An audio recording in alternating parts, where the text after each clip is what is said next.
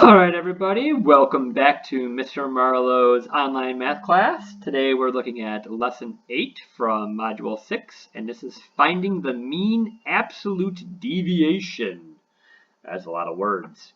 Our target today is I can find the mean absolute deviation, or MAD, of a data set. I can use MAD to describe how variable a data set is, and I can find the range of a data set, of a set of data. Okay. Our vocabulary today, range. The range of a set of data is the difference between the highest and the lowest values in a set. Think about what this word difference means. To find the range, first order the data from least to greatest, then subtract the smallest value from the largest value in the set. The mean absolute deviation, or MAD. The MAD of a data set is the average distance between each data value and the mean. The mean absolute deviation is a way to describe variation in a data set. So let's take a look here. We have some data that we've collected. 2, 5, 5, 6, 7. And we know to find the mean from yesterday's lesson, we have to add up all the numbers in the data set.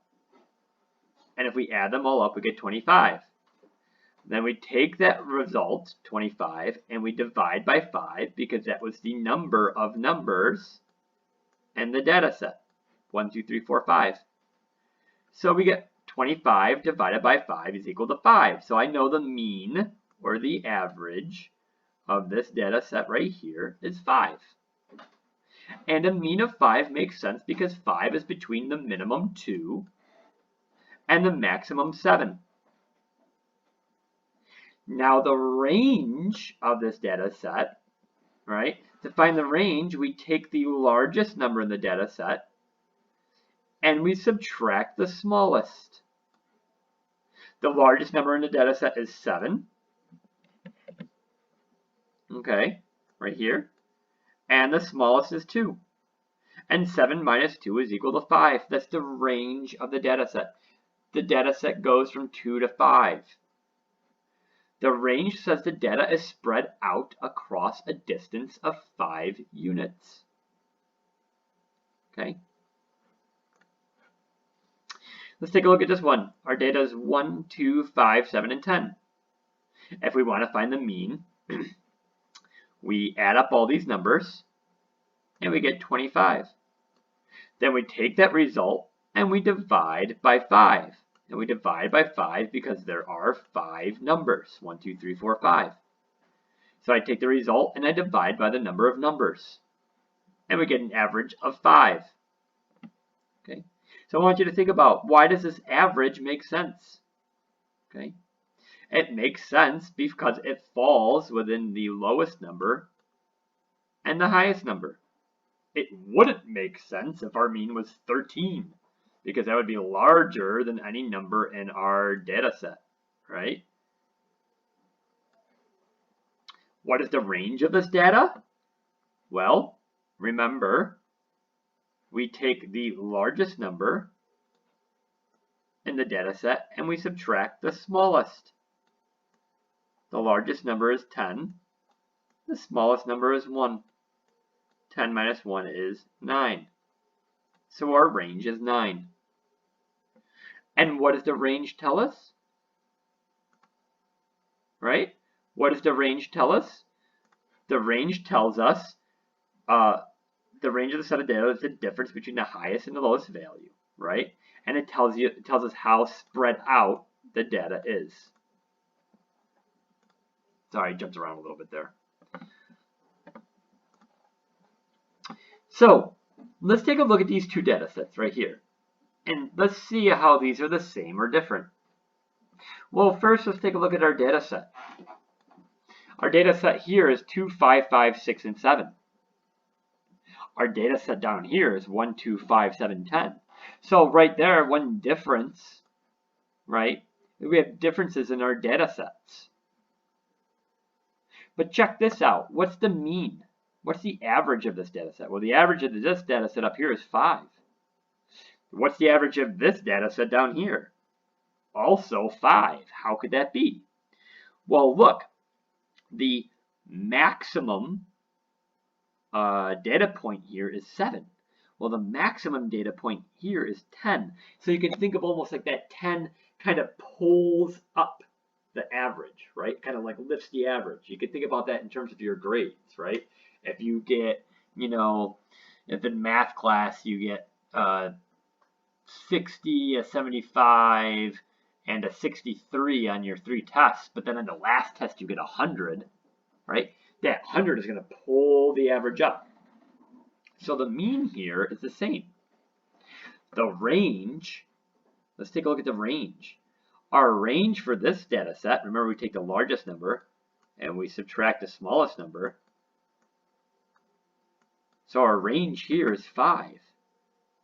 This data set, however, our largest number is 10, our smallest number is 1, so our range is 9. So this data set has a greater range. Okay? So now we're going to take a look at our data and our mean and our MAD, right? And figure out how, and I'm going to show you how to calculate these different things. So we have the data, right? And remember the mean is just we take this data, we add it all up, and we divide by the number of data points, which in this case is 5. So 1 plus 2 is 3, plus 5 is 8, plus 7 is 15, plus 10 is 25. So if I took 25 and divided by 5, I would get my mean.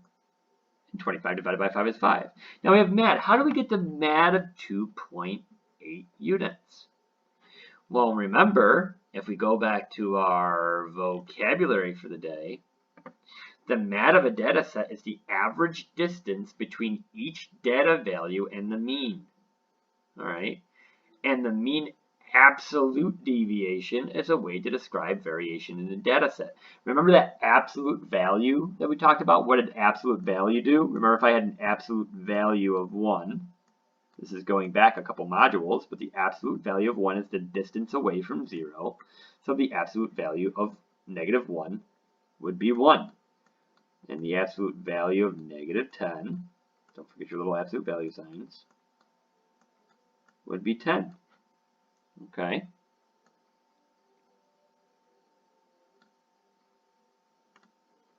So going back to here, what we're going to do, right, is we take each number in our data set and we subtract the mean or the average. So for this first one here, I have 1. I subtract the mean, which is 5. I get negative 4. The absolute value of negative 4 is just 4. And I do that with each of my data points. My second data point is 2. 2 minus the average or the mean, which is 5, is equal to negative 3. I take the absolute value of negative 3 and I get 3.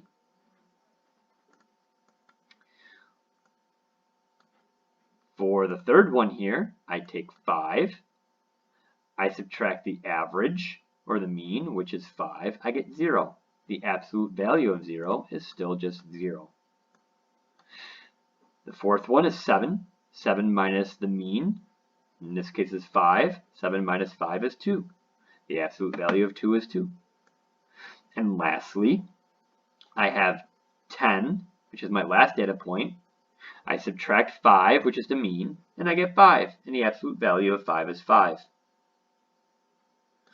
I add up all of these numbers right here. So 4, 3, 0, 2, 5. I get 14. And 14 divided by 5, and I'm dividing by 5 because there are 5 data points. 14 divided by 5 is 2.8. So my MAD, which we just verified, is 2.8. So which data set has more variability? Okay. So again, we're looking at these two data sets. 2, 5, 5, 6, 7, and 1, 2, 5, 7, 10.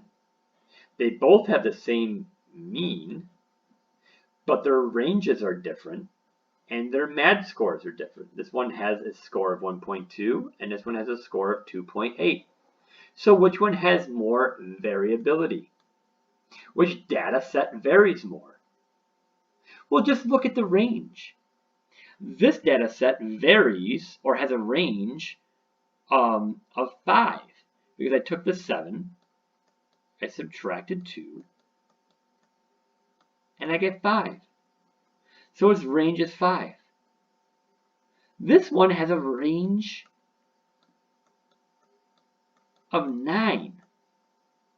So which one varies more? Which data set varies more? Well, this one does, right?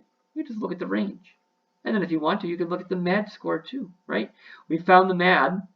The MAD over here is 2.8, which is greater than 1.2.